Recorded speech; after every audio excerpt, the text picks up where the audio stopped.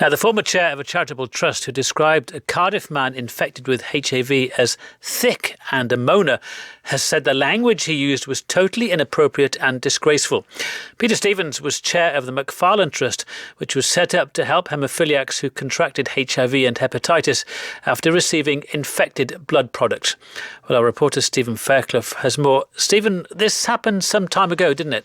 Yeah, it was more than a decade ago, Wyre, in the mid-2000s. Hayden Lewis was a haemophiliac who died in 2010. He and his brother Gareth, who died in the same year, both contracted HIV and hepatitis C as a result of receiving infected blood products when they were treated for their haemophilia, which is a condition which means that your blood doesn't clot.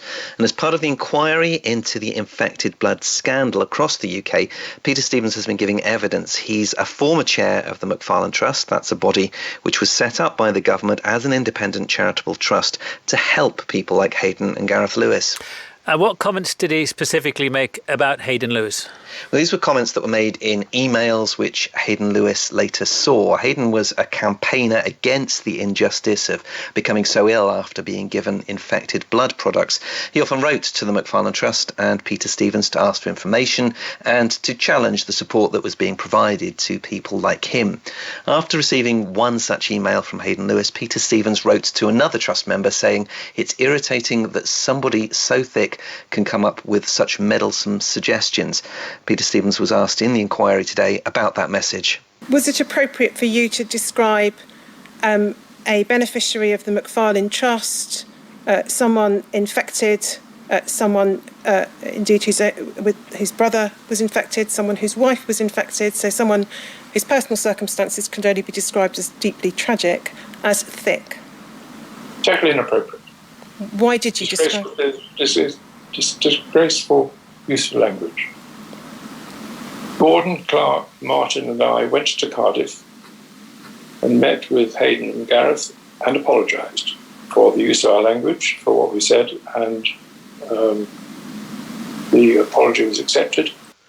Was that the only time he used that sort of language about Hayden Lewis? No, there was another message that was read out in the inquiry as well today. It was written after a meeting where Hayden Lewis was present.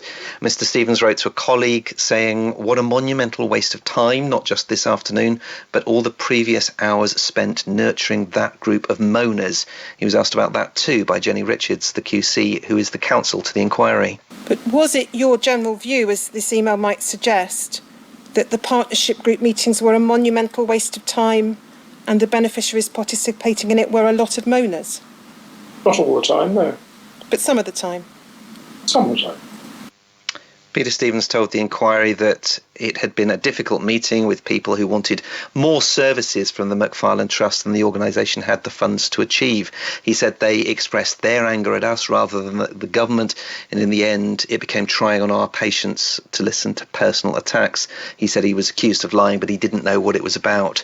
He was also asked about another email where he was discussing whether or not the Trust should provide the same level of support for other family members of haemophiliacs who had also contracted HIV. In it, he wrote, that would be a way of annoying the Lewis contingent. He admitted that he did know that Hayden's wife had been infected with HIV, but he told the inquiry, "I was simply saying it as a throwaway remark to a friend." He denied that the communication showed disdain or contempt for the beneficiaries of the McFarlane Trust, which was wound up in 2017. The Infected Blood Inquiry is going to produce its report next year. Stephen Fairclough reporting.